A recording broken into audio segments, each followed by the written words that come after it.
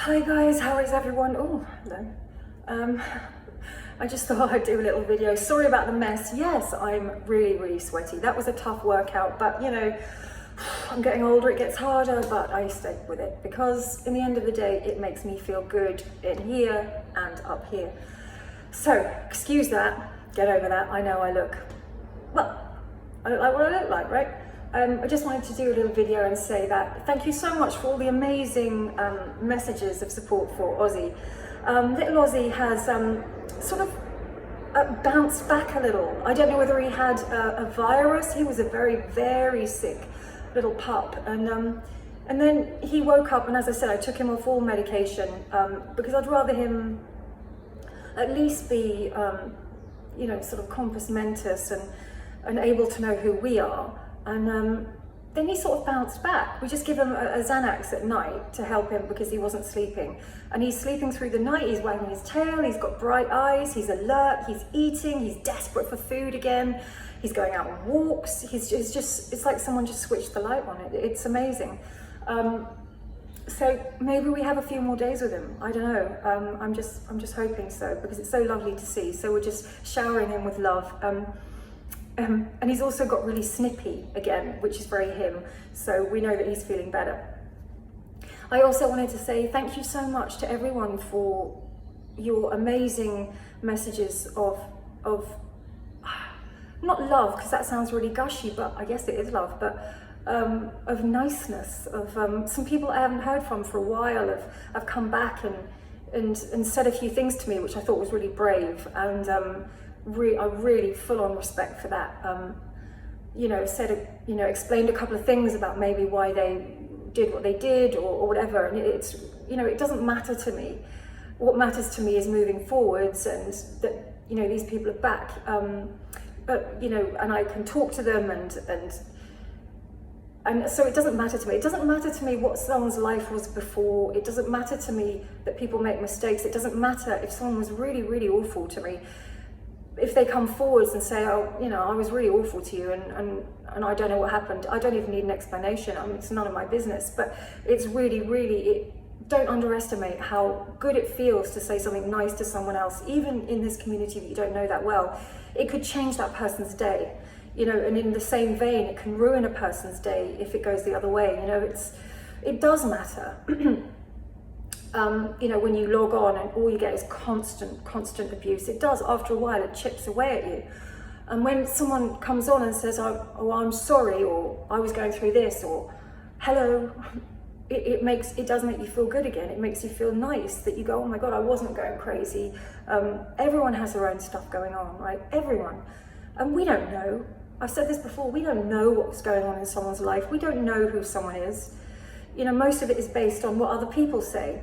And you know, that's the sort of thing AD does. We don't want to be like that, do we? We want to, you know, either know someone and then, you know, speak your truth or leave them alone. I shouldn't mention names, but I will, because you won't care anyway. There's a creator called, I think it's Louis Leduc or something. He's a friend of Rabid Dog, and he did a live the other day. And I've never heard anything so, well, so sort of calculated in my life. It was obviously a personal thing, a friendship between him and another creator that had gone wrong.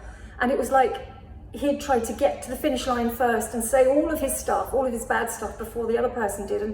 And it was this long live, absolutely berating this person that used to be his friend and talking all about his personal life, his mental health, things that why would you do that? Why would you do that? And people were saying in comments, don't do this, take this live down, you know, don't do this about a person. And he said, you asking me to put it down is just making me stronger and wanting to keep it up and then put more out there. I will never understand that, ever. That's beyond me. I don't want things to be like that. You know, I don't think that's even healthy behavior, even normal behavior for me. I think that's highly abnormal. It's a very unhealthy person that does that. And you know, we all do things wrong, but it's about what we do afterwards, right? And I just wanted to put it out there that I am so grateful for the people that are on my channel, my tiny, weeny, nothing channel. So grateful, and so grateful that people just say little comments or little hellos, even that, you know. Sandra, thank you so much for your message, and you know, a few other people that are just checked in, and that's really lovely, really important, so thank you so much. What else was I going to say? Oh yeah, now we all know that moving this helps this, right?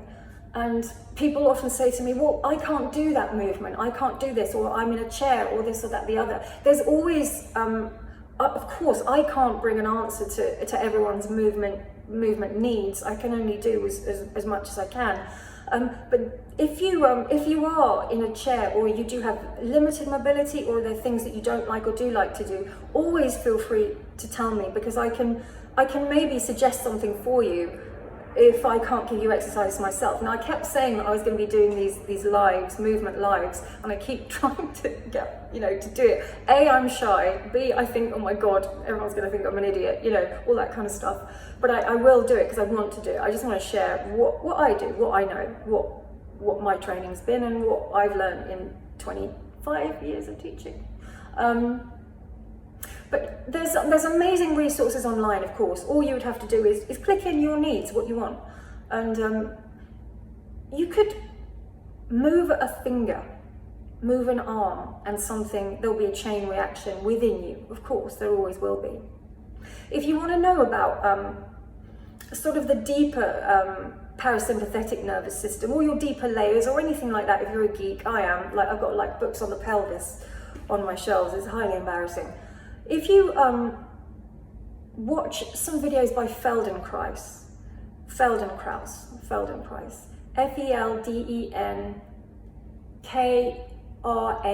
I think. He has a lot of stuff about compulsion, impulsiveness, the need to go forwards, something that's in you, and movement. And he ties it all up with how we work in our brain. It's very, very interesting. And there's exercises in there, tiny little things, you know, that he asks you to do. Take one arm forwards and backwards, and then do something else. And by the time you've finished, your arm is going way back there, and all these amazing things happen because it's so interconnected. So really geeky, but really worth having a look at. And also, in terms of being in a chair, there's an amazing woman called Jackie Tully on YouTube. I think it's quite an old video, she's done a few, and she's brilliant, right? I found this for my mum, because my mum can't move around on her feet, so she is in a chair. And it's chair aerobics, chair exercises, and I will do one of those as well, because they're brilliant. So you're in a chair, make sure you're in a chair that's upright, and you have to sit quite far forward, so you're not slouching in the chair. Remember what I said about the pelvis before, you need to be quite aligned. And it's aerobics in a chair, she's brilliant. I don't know where she's from, but you sit there, you know, and she goes, and reach over there, and down there, and reach over there, and over there. Now you can say whatever accent that is, I don't know, but that's what she says. And it's brilliant, you're reaching up, your legs aren't moving, you reach out, you may look over one shoulder, you do little taps of your feet, or any part of your body that moves, even just your head, you know, and she does it to a beat. It's really, really lovely, and it's like over in 8 minutes, just this lovely chair workout, and Jane Fonda does it as well, and they're brilliant. And if you have a parent also in a chair, or you've got really limited movement, or you're struggling to find an impetus to move, it allows you that halfway point. It's not too overwhelming, like getting up and doing a workout. It is a horrible moment, isn't it? And if you're finding that really overwhelming, or if you haven't done movement for a while, to stay in that chair and just give it a go. Just move around. Yeah, it's fun. Fun moving, that's all you do. You might just do that, you might reach up, you might have a little twist, you might go hello, blah, blah, blah. It makes it less overwhelming and less like, right, I need to work out, because that's too much. It's better to just move 5 minutes every day than 2 hours one day a week. You know, people do this running thing where they run, and then of course they don't feel like running for another week or so, and that's their workout.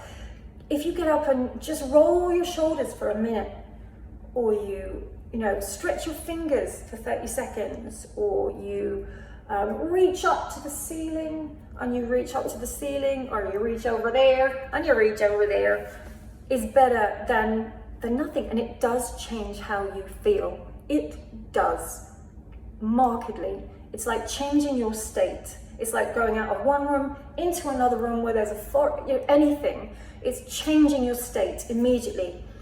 And public speakers or whatever, if you feel the nerves overwhelm you, and nerves are good, right? We need nerves. Nerves are serve a function. We need nerves. If you're public speaking or you're pitching or whatever, there's techniques that you can use, like there's a power move, and it does focus you, and it allows you to change your state so you can perform your job without all of the head committee getting in the way. A simple move can do that. And if simple move can do that, then other moves, the way you move, can do anything to how you feel. Your cognitive way of being, of even understanding. Once you've moved and your body feels a little bit more alive, your brain is more alive, you can take in more information, you can cope with more information, and you can make better decisions. We all know what it feels like to have the worst hangover in the world. You literally, to get into the shower is like death. Right? Your brain can't function, it's gone to mush, everything is overwhelming. And if you have an anxiety disorder or something like that, every single thing can be overwhelming. So any little tools that we can use to allow our brain to just be able to take one step at a time. Yoga was created pretty much, the Hatha yoga, movement yoga, was so that people could sit in meditation. That's where the work starts. It's very difficult to sit still if your body isn't relaxed and open. So a great tool was to move beforehand, create a series of movements that then the body can completely relax in a seated pose, and then the work of meditation starts. So movement can be such a key into unlocking the way that your mind is working, and how to shift the way that your mind is working. I know this has gone a bit of a rant on physiology, but that's a fact. It's not made up, right? It's a fact. So if you are feeling overwhelmed about thinking, oh God, I need to work out, I need to stop. A lot of people have said to me, I need to do that. Yeah, I'm going to do that. I need to do one of your workouts. You don't. The best thing to do is to just go like that, reach over there, go like that, reach over there, and little by little, something starts to feel good. You're not going to do something that doesn't feel good, right, in your body. It's crazy because we engage in behaviors that don't make us feel good all the time, right? But physically, we don't. If something is hurting us or feels unpleasant, we pull back from it physically. So bit by bit, rolling a shoulder, that shoulder goes, oh, okay, I know where I am. That shoulder, oh, I'm going to do the same.